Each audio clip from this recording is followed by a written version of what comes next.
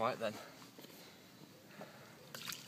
down at the Brickyard fishery, day to get water, and you know, I won't go into detail yet, I'll tell you about it later, but I finally bagged one. A mirror, not massive, but so welcome nonetheless. Taken on me Banoffi's water down Banoffi side hooked floater rig off the top. Been feeding a stream of chum mixer steadily, and I've had 6 actual takes, and they're really small mouthed and really hard mouthed as well, so hooking them has been difficult. You know, they don't give themselves away easily, but I managed to snare one, and I've still got fish feeding now, so I'm going to quickly show you this fish. It's absolutely beautiful. Like I said, not massive. It's about £9 I should say, but it's got a few scars on it, proper little warrior, but what a mint fish, what a mint little mirror, you know, absolutely pucker. It run me rugged all down the margins, snagged me up 3 times on someone's under branches, where the snags are, and my heart was in my mouth all the time. You know, first fish from the venue. Like I said, I've done 3 sit-ins, and I had 2 sit-ins, had a couple of clearances, but nothing. But you know, all the way to kick off the third session, I kept at it, persevered, and yeah, hopefully I might get another one before dark. But yeah, £9 chum mixer caught, mirror, pucker. I'm so elated. You know, it's taken a long while to get one of these, but I've done it. I'm off the mark.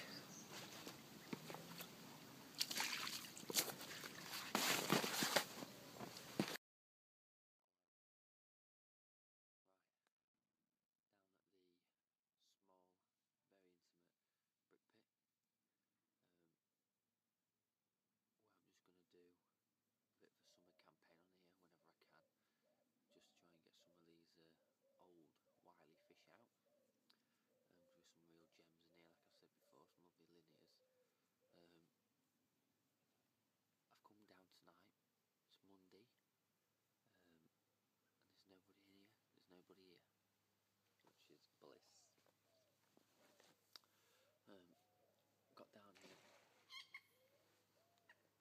Fucking hell. Fish is just, as you heard, it crashed right on me bloody, that's right at the top of my spot. Maybe I should be putting a bloody zig on there. But anyway, I got down here at 5, just after. I had a walk about, loads of fish on top.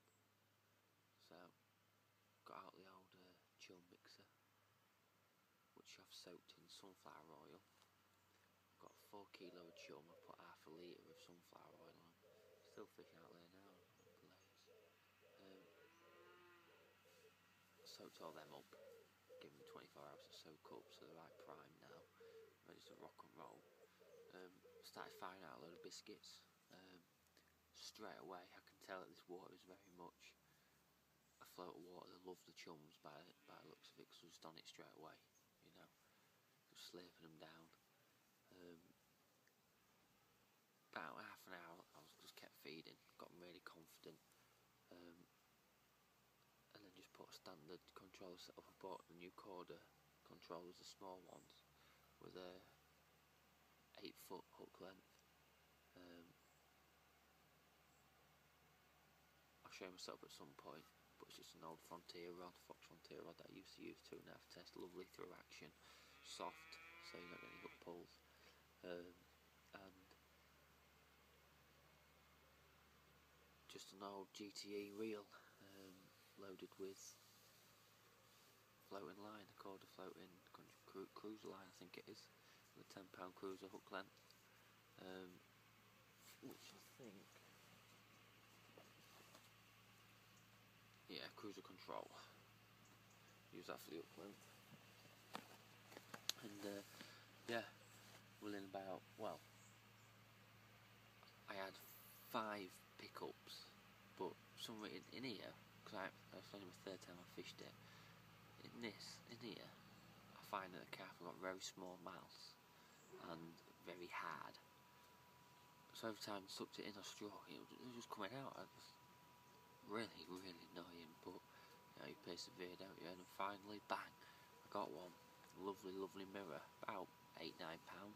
Not massive, but it's my first fish from the venue, so I don't give a shit. Fought like a demon, you know, like it's on steroids.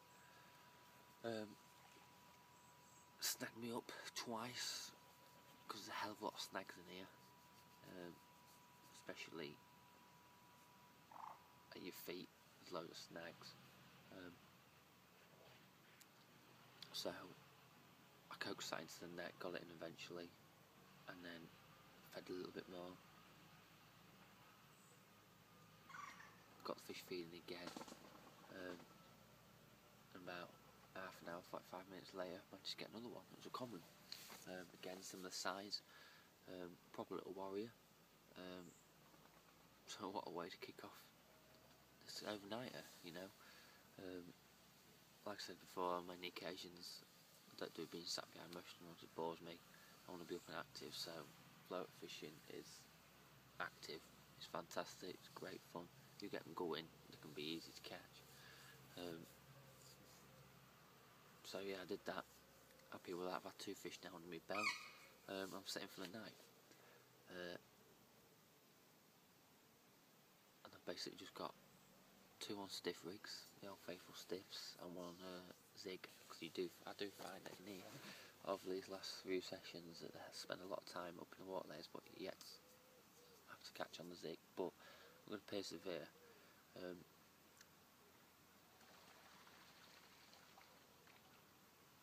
You know, I've got them under the bush where I've basically placed rigs where I've seen a carp. 1 under the bush to my left. The carp just boshed out then anyway, so I'm pretty pleased about that. Sort of in the right general area. I've got a zig out probably about 30 yards out, pretty much in the middle. I think a carp just bloody bow waved here. I don't know whether they should be literally right down these margins, you know. I don't know. That's the thing, getting grips with new water, you know. But anyway, I've got a zig straight out in the open, into the middle sort of thing, so there's a hell of a lot of fish still cruising about. And they've got depths of 20 foot, like I said, so I don't think they'll spend too much on the bottom. I reckon you have a few off bottom, so like I said, 2 on stiffs, 1 on the zig, you know, got my options covered then, you know, covered all options. And then I've got this literally a bait just behind me here. Saw loads of carp in there when I got here. I didn't know you can fish it, but you can. So what I've done, you come across a little footbridge, and then it's about 7 foot of water, and it actually goes into the bay. So what I've done is put a rig literally in front of the mouth of the channel as it goes into the bay. So anything that's in that bay now, or anything that wants to go in that bay, should come across my rig. Hopefully it'll drop down and snuffle it, who knows. I've decided to go on red spice just because I had much luck with GLM on here. Red spice, you know, is legendary, and it's just red in colour, so it might just see that, might just see it a little bit more than just that dull brown of GLM. And then I've just put out 15 chops, 15 whole boys around the 2 stiffies.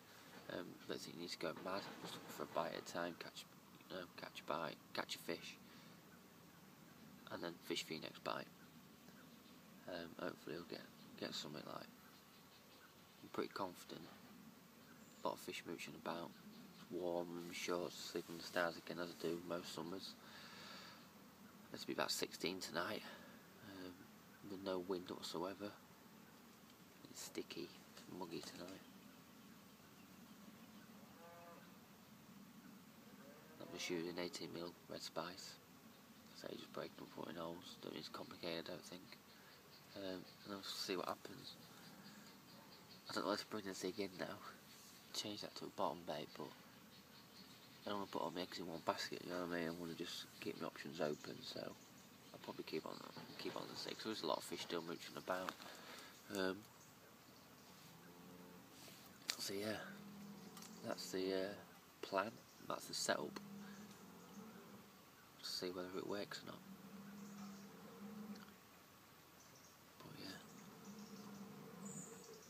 cracking night to be out.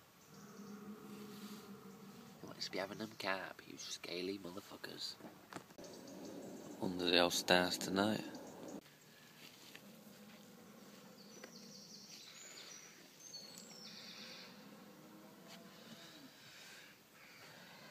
Morning, guys.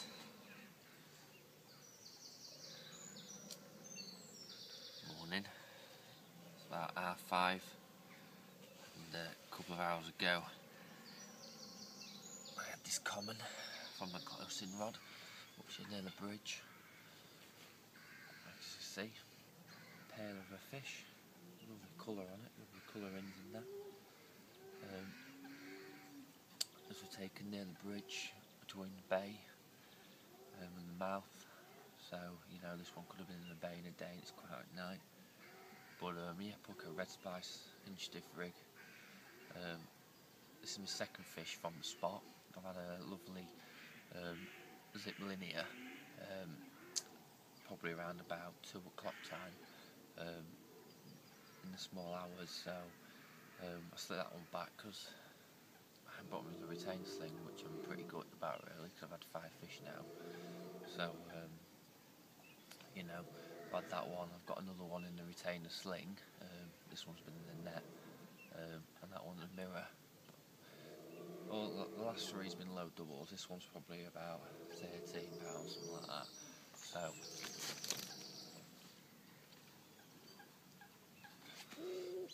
So you know, low doubles, not the big ones yet, but well pleased.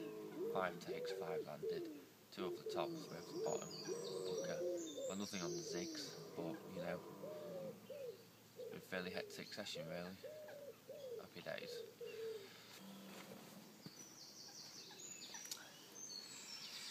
Right then, this is fish number 3. This was taken off the bush in the corner. Again, red spice hinge stiff, the hinge stiffy. Bait wise, I've been putting out 25 chops, 15 to 25 chops, and around about 25 whole boilies, so not a lot, just enough for a bite. And them tactics have produced me 3 fish. So, well chuffed. I'll show you this fish and get her back.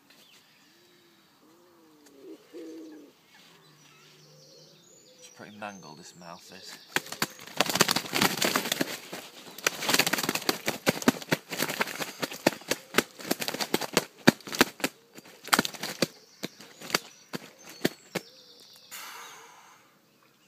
It's lively.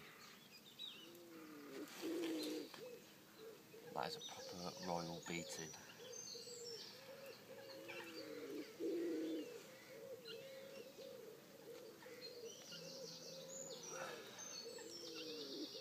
Oh yeah, look, another low double, probably say 12, 13 pounds, something like that. But lovely fish, lovely fish. Not quite the zip linear as I thought it would be in the middle of the night, you know, to see them at night time, but you know, cracking mirror, all the same.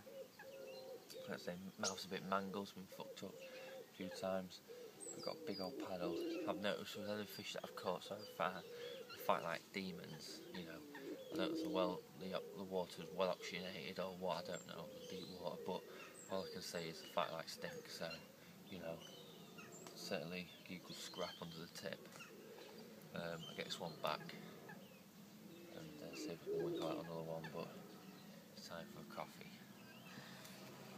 There's everybody. It's a little terrier. I know, mate. Don't know what he's called, but he's been with me all night. I think it's the farmer's dog. Just been laid like that, and my legs have been between, around him like. So it's quite nice to have a fishing companion. Cause I've got a black lab, and he's a big bugger. I don't want to get a little terrier. You know, it's been quite nice to have a little companion. But anyway, so scores on the doors. They're 5 carp, as I said before. 3 to bottom bait hinge stiff rigs, 2 on float and 2 off the top. I'm sort of unlocking the code now down here, and I do believe that to catch consistently, I think you just want to be down the margins, you know, just under the bushes, you know, any cover that you see, just flick a rod there, just a handful of bait, and just a rig that you're confident in. Like, because you still get an 8 foot in the margins, you know, in places. I don't think you need to be out in the middle. I think you just want to be at your feet. You know, a lot of people have said that, and you know, it's worked tonight. So I feel like I'm unlocking it now. I feel like I'm feeling the place, and only better things can happen. Hopefully, you know, we'll get into these big zip linears. So yeah, happy days. I'll show you the red spice, because it's a legendary from my mate who does some RABaits, Rob. These are legendary, like. That's the red spice. They're 18s. I'm sure I've smelly cam. Really strong, pungenty smell. The wicked like. So, you know, I've done fish JLM here on 2 occasions and done anything. Gone to the red spice. I don't know if it's because of the smell or the colour, you know, but it's paid off. So definitely using red spice more often. I'm packing up now, heading back to work. So I'm well happy with the result what I've got from a quick night, you know. And we'll see what happens next time. Probably get down again in another 3 weeks, I think. Have another session down there. But yeah, wicked session over the moon, you know. It's better than I thought. Bugger.